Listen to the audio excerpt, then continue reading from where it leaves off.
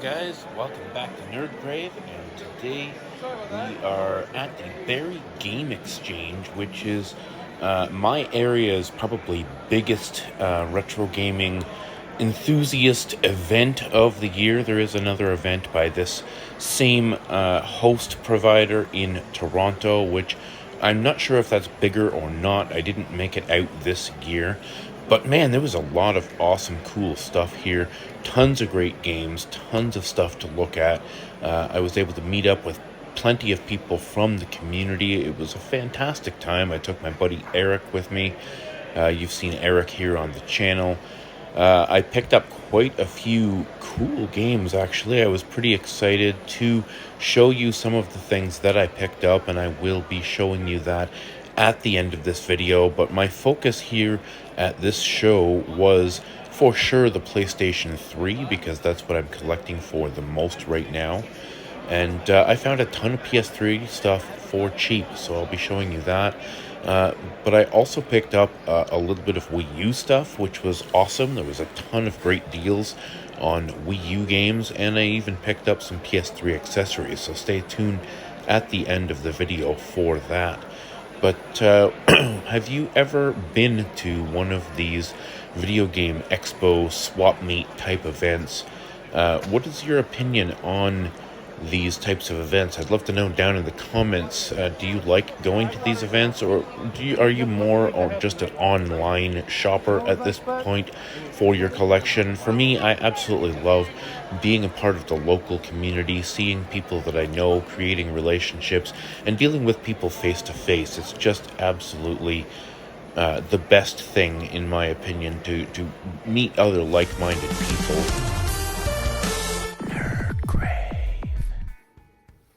So I thought I would come out on this beautiful, warm, sunny day here in Lindsay, Ontario, where I live, and film the pickups portion of this video just because it just feels like a wonderful day to sit outside. So the pickups that I got from the Barrie Game Exchange, there was nothing really fantastic. I didn't have a huge budget for this event, but I wanted to pick up some PS3 things that I hadn't found locally. I'm trying to put together a PS3 collection that is, not necessarily a complete library of the, 700 to 1,000, or I don't even know how many games are in the PS3 library, but I'm not going for a complete collection.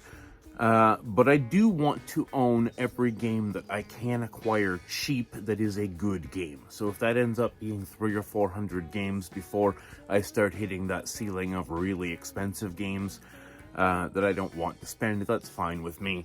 But anyway, the first thing I noticed when I walked into the show was a booth that had, and I begrudgingly have to admit that I now collect older PC games as well. And this is the first thing that caught my eye, which was a PC copy of Diablo 3, which is one of my favorite games of all time. And it was $10, and I picked it up and put it down, and picked it up and put it down a couple times. And I was looking at this game as well, which is a cheap game. He had it marked for $5 for the Bourne Conspiracy on PS3, which, may or may not be a good game. I don't know. I haven't checked it out yet. But there's a lot of potential here for this to be a good game, spy sort of game. And finally, after I almost walked away, the guy said, if you wanted to take Diablo and Bourne, I'll give you them both for $10. So I thought, okay, deal. So I picked this up, and I was pretty happy with my purchase until I got home, opened this up, realized that it has all the inserts and everything like that, and it's missing the game. Lesson for those of you out there, open stuff up. I'm sure it was an innocent mistake. I'm sure the guy didn't know. He had a whole bunch of inventory on the table. It was probably an innocent mistake, but I now have most of the Diablo game. I suppose I can find a disc somewhere. I even have the sleeve that the disc goes in, but the disc is not in here, so I was pretty disappointed about that afterwards. I'll keep this on my shelf in hopes of completing it someday. But anyway, at least the Bourne Conspiracy is complete. And then the next thing I picked up from literally the next table in the aisle was the PS3 Move controller. There is another controller as well that has a thumbstick on it that goes with these. Some games require you to use one or two of these, and some games require the two different controllers for the move things. So I picked up this one for now, couldn't find the other one. This was originally $30, but I asked the guy, because I couldn't see anything on the table, I asked him if he had the camera that works with these, because these move controllers work by a camera picking up on these golf ball like things on the end of the controller. That's how it sees the motion. So I asked him if he had a camera, and he did have one down in the bins underneath the table there. So I picked up the PS3 camera and the move controller. You give me the camera for free, $30 for the move controller. So I thought that was a pretty okay deal. I've seen the move controllers going for $40 to $50 here in Canada. They are a little harder to find. There's not a lot of great move games out there, but it's something that if you're passionate about the PS3, you really need to have as much, any of this stuff that you can get your hands on, just to be able to have the complete experience. So the next game I've got to show you here is Dungeon Siege 3. Now, this is a fairly low-rated game as far as Metacritic is concerned, but I like the fact that, the art style is cool. It's a Square Enix game. I figure, how bad can it be, right? I think anything Square Enix has published deserves to be played. This was $7.99. I think I got it for $5, so couldn't complain there. Worth a try. Next game here, which is also a lower rated game that is actually getting fairly expensive, is Vampire Reign Altered Species. Now, I actually traded for this game. I traded a couple of Coleco Adam cassette games for this game because I had no use for those Coleco Adam games. They were nostalgic to me, but I have no way of playing them, so I've actually downloaded those games on a Coleco emulator and checked them out on my PC, and at that point I just had no reason to own the cassette games. So Altered Species Vampire Reign, is it a good game? Let me know down in the comments. It's certainly, the guy wanted $35 for this. I looked it up on eBay, and that seemed like about an average price. So let me know down in the comments if this was worth my trade, worth $35. Next game I picked up here, just a fun little distraction, and that is Pac-Man and the Ghostly Adventures. Never really played this game. Some people say it's not great, but some people say it's pretty fun too. $10, I figured, hey, what the hell? Another interesting thing to add to my PS3 collection that is growing like crazy. Alright, another game that is not well thought of, but I am interested in, is Golden Axe Beast Rider. I really have been wanting to play this game and check it out for a long time because, quite frankly, I like some of those games that are in the so bad it's good category. Does this fall into that? I don't know. I haven't had a chance to check it out yet. I've been playing a couple of other games on my PS3. I've been distracted by Sonic Generations the last week or so. I find that game is pretty awesome, aside from the frame rate being a little bit touch and go, but the game itself is fantastic. So once I've finished up with that, I will start testing some of these games in the next week or so. Here's another crappy game that just looks great on a shelf, and that is Hail to the Chimp, the presidential party game. Don't really have an opportunity to play party games with friends. In this day and age, it's pretty rare to have multiple people in my house at one time, but I bought this for the cover art alone. This is awesome. Come on, awesome. Hail to the Chimp. I paid $8 for this. Did I overpay? I may never use this game, but this just belongs on my shelf. Alright, a game I have been looking for a while, or rather should I say a specific version of a game that I have been looking for a while, and that is the Elder Scrolls Skyrim, the Legendary Edition. Now, as far as I know, this is the most complete and up-to-date version of Skyrim that is available on the PlayStation 3. There are a couple of other versions, and of course there are newer versions of Skyrim since the PS3 era that are more complete or have more content or more bug fixes and things like that on the PS4, even on the PS5, I believe. The Skyrim version that is on the Switch recently got updated with a bunch of new content and stuff. So this is not the complete definitive edition of Skyrim, but this is the best way to play Skyrim on the PS3.